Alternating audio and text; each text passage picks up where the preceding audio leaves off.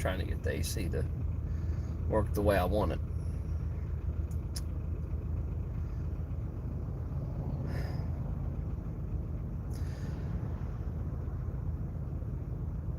So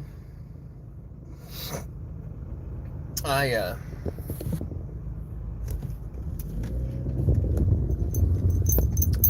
just about to arrive back at the house from my parents after doing probably one of the hardest things I've had to do in terms of emotion.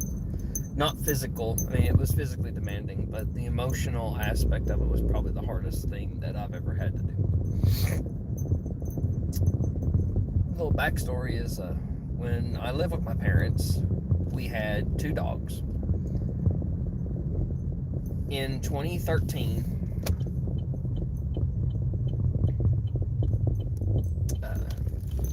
right before I turned 23, I was living at my grandmother's, helping her take care of my grandfather who was on his deathbed in 2013 or 2014. And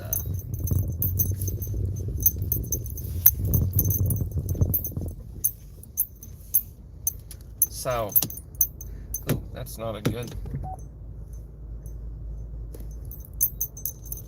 There we go.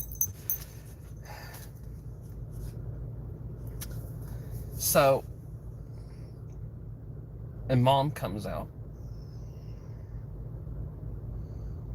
and explains to me that Max, one of our 2 dogs, had died. He had been throwing up pretty much anything he ate. He drank water, he threw up. We suspect that he had cancer. He died suddenly, somewhat in pain.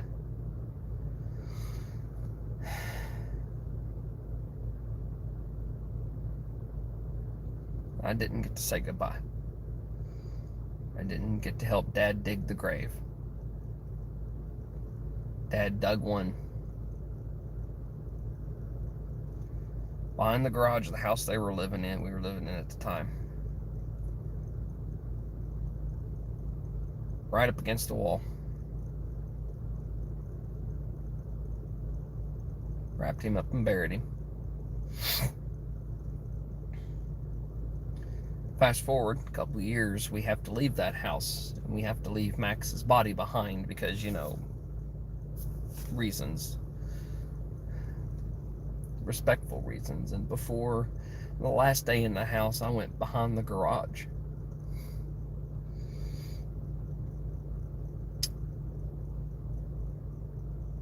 And I knelt at his grave, and I said a goodbye. My sister, who very rarely joins me for anything, joined me behind the garage. Say goodbye too. I can't go to that house today to tell Max, anything, just to visit. Because there's other people living there.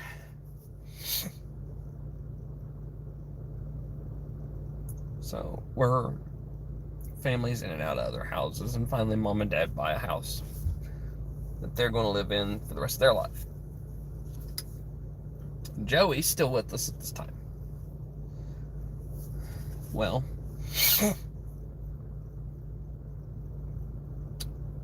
fast forward to today.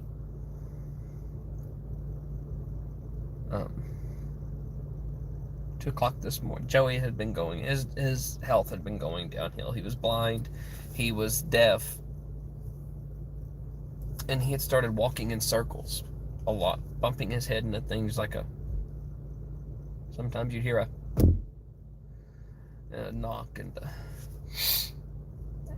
it was sad, but it was funny at the same time. And this dog, he loved more than he ever got loved. He got loved a lot.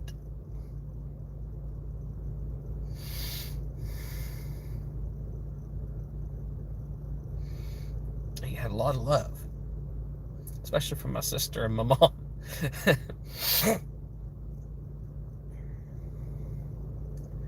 he was my sister's dog. I will say that.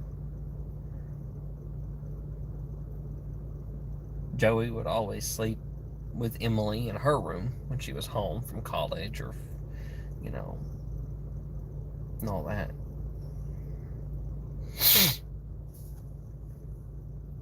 And 2 a.m. this morning, Mom and Dad get a wake-up call from Joey. Literally crying. In so much pain. Well, earlier today, they took him to the vet. They made the really tough, hard decision to put Joey down. To make it so he wasn't in pain anymore.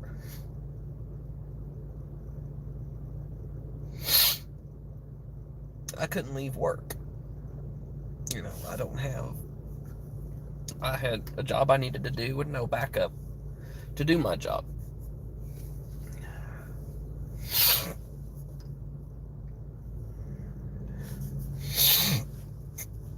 And so Dad, they put him down. And Dad calls me after I get off work. I literally just got off work. I was traveling home. I was going to come home, let my dog out, let her use the bathroom, all that, and play in the grass outside. He tells me that they had to put Joey down. Now, mind you, I've been prepared for a while since I saw Joey starting to go blind and starting to limp because of arthritis. I knew there would come a day where he would no longer be with us.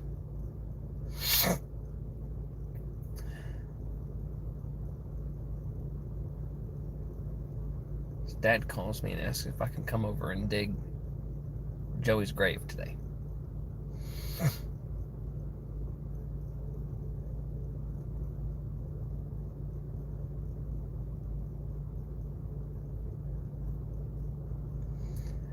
Anybody who says a pet is just a pet, it's just an animal, is crock shit. Because when you let an animal into your heart, a pet into your heart, they cease becoming just a pet. They become family.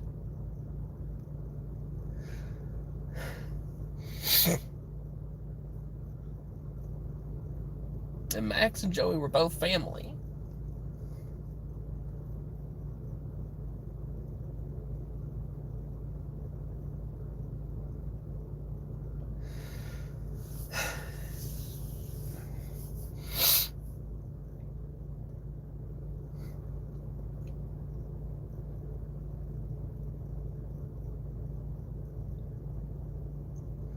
We got the grave dug. My sister picked him up out of the box that the vet clinic I gave my parents to bring him home in.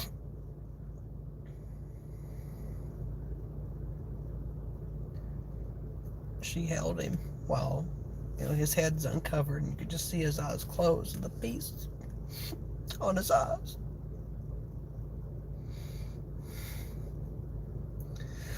We all got to kiss him one last time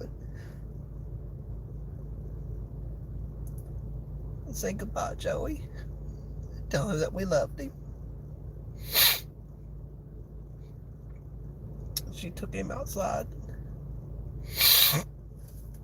She laid him down and by golly, she could fit in the hole perfectly. She bent over, gave him another hug and a kiss. Covered him completely up. I'm sorry, I'm crying. Just judge me all you want, I don't care.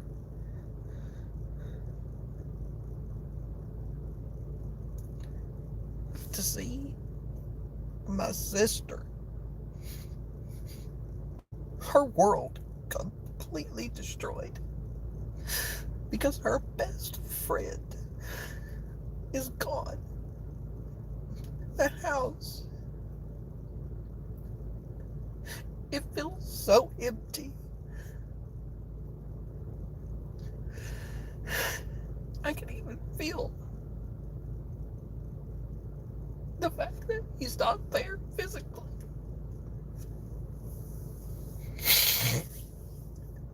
To see my sister, someone who is very intelligent,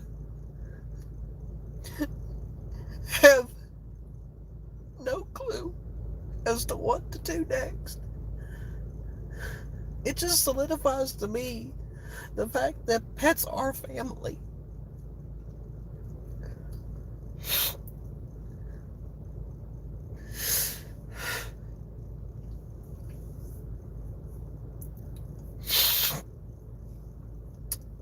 They always called him the bestest Bubby.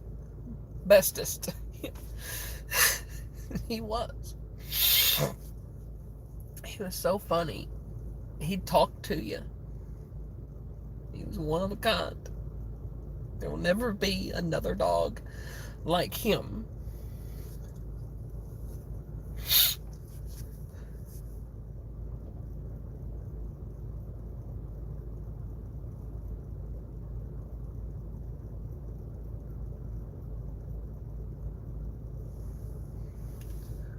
I'm trying to see, I think the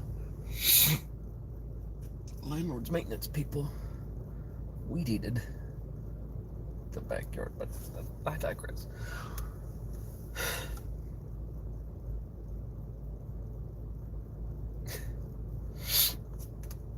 We started shoveling, and when she got up out of the hole, we started shoveling dirt. Me and Dad. She broke down. Mom asked her if she wanted to shovel, and she just couldn't. I respect that, you know?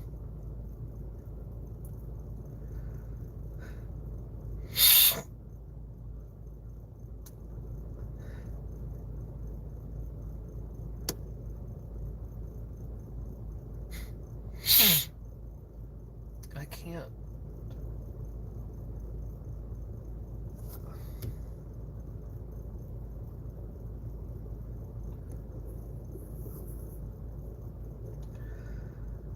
I can't even fathom the emotions that my sister's going through. I can't even.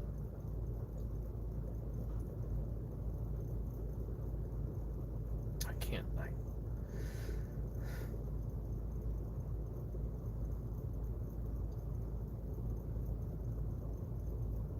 I've always, you know,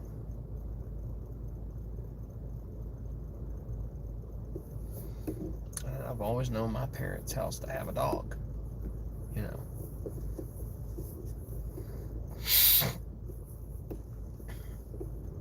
Will they get another dog? Probably. Will this dog replace Joey? Never.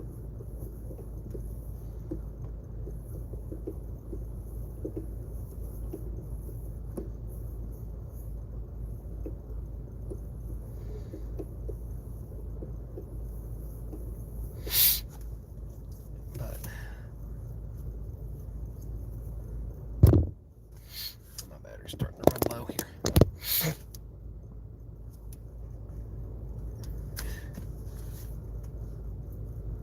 But I remember, I do have a story to tell you. I sat there and I told Dad, I said, I bet as soon as he ran through those pearly gates of heaven, Max, our other dog that passed away in 2013, 2014, Max was waiting on him. He body slammed him up against a wall because the story is, and you'll see why I'm laughing. Every time we'd come home, we'd take Max out first. Max always went first, Joey always went second. Because Joey's running through the house, you know, he's doing his zoomies. He's a Westie. Max was a Rottweiler Lab mix. He was more calm, especially since he'd been fixed. And Max would come back in, and he'd wait on Joey around the corner, and Joey'd come running through, and Max would go, wham, right up against the wall, and Joey just keep on running. Keep on running. And it never fazed Joey one bit. Never did. And never fails Max would do it. We'd all laugh. But I can see their reunion in heaven now. Joey,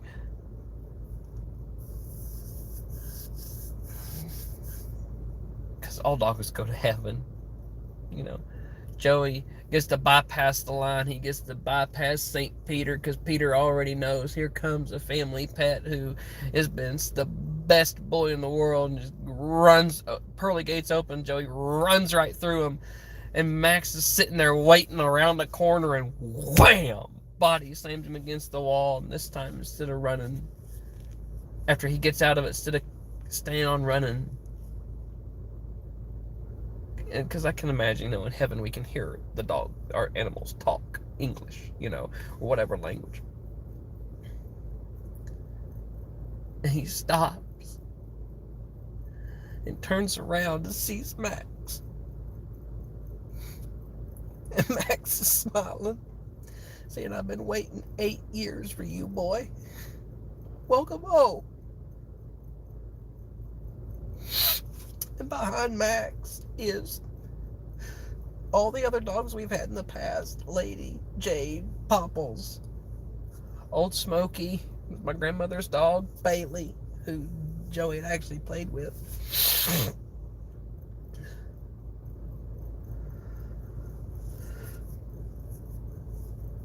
Bailey died last year due to a pulmonary embolism. She couldn't breathe. She suffocated. Apple Porter, who knew him. His brother Bear, who's probably already up there, running around going, I mean, Bear was a bear. He was a big dog, same breed. I mean, his blood brother Bear. Shoo Poo.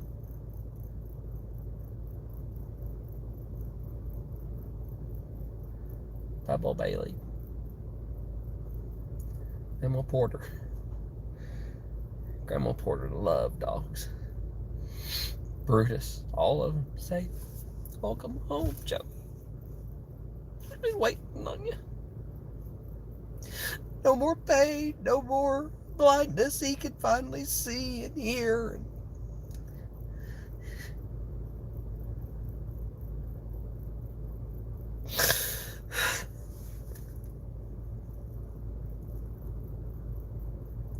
I love that dog.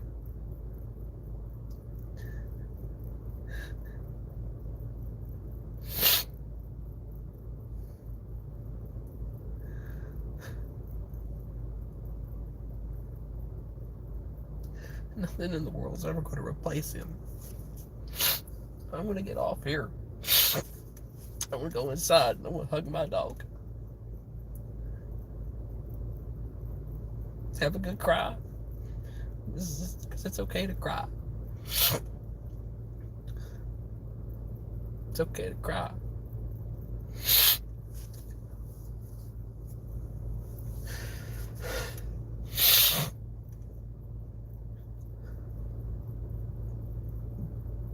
People always, you know, I mean, they don't,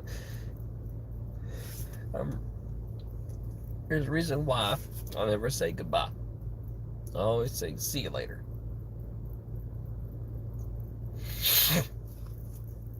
Or "Later, man." Or just "later."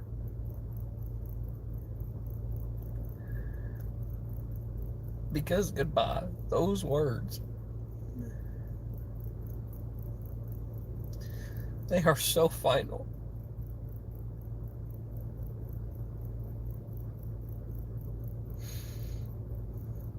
Goodbye, Joey. I love you. And I will miss you.